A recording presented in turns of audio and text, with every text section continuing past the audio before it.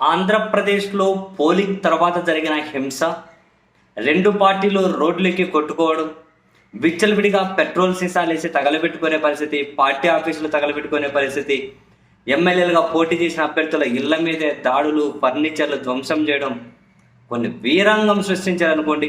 ఈ మొత్తం ఎపిసోడ్ మీద సిబిఐ మాజీ జేడీ లక్ష్మీనారాయణ గారు కొన్ని కీలకమైన వ్యాఖ్యలు చేశారు. రాష్ట్రం ఎలా ఉంటే, పరిస్థితి ఎలా ఉంటే వీటిని సమీక్షించకుండా జగన్మోహన్ రెడ్డి గారు, ముఖ్యమంత్రి గారు విదేశీ టూర్ వెళ్ళడం అనేది కరెక్ట్ కాదు. సీఎం గారికి అంటే జగన్ గారికి, వాళ్ళ మంత్రులకు వీటన్నింటినీ దారిన పెట్టే బాధ్యత ఉంది. ఎక్కడ బాధ్యత ఉంది? కరెక్టే, సమీక్షించాలి. వాళ్ళ నిర్ణయాలకు విలువ లేదు, మొత్తం ఈసీనే నిర్ణయాలు తీసుకుంటూ ఉంది కదా.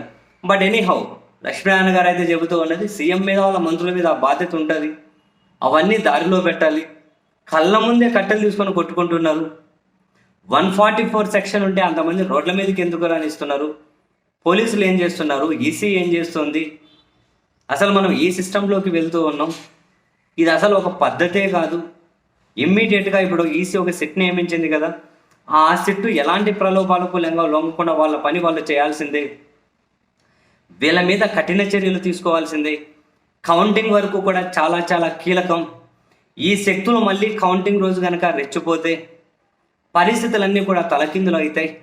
అదే నేను చెప్పింది. కౌంటింగ్ ఏముంది, అట్లా అట్లా ఉండదు మాస్టరు. చాలా మంది అంటారు పైన దేవుడు చూస్తాడు, కౌంటింగ్ ఏముండదు అని. అట్లా కాదు, ఇట్లా కాదు, మాటలు చెప్పిన అట్లా ఈజీ కాదు.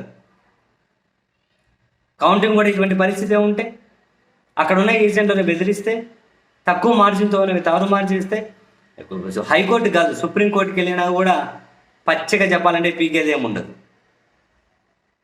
ఆ తీర్పులు వచ్చే లోపల నెక్స్ట్ 29 ఎన్నికలు వస్తాయి. సో మొత్తం మీద అయితే శాంతి భద్రతలు అదుపులో ఉండేటట్టు చూసుకోవాలి. ప్రభుత్వం కూడా దీన్ని మానిటరింగ్ ఎప్పటికప్పుడు చేస్తూ ఉండాలి. ఎలక్షన్ కమిషన్ నిష్పక్షపాతంగా పని చేయాలి అన్నది ఆయన డిమాండ్ చేస్తున్నా, నేను డిమాండ్ చేస్తా, మీరు కూడా అదే డిమాండ్ చేస్తారు.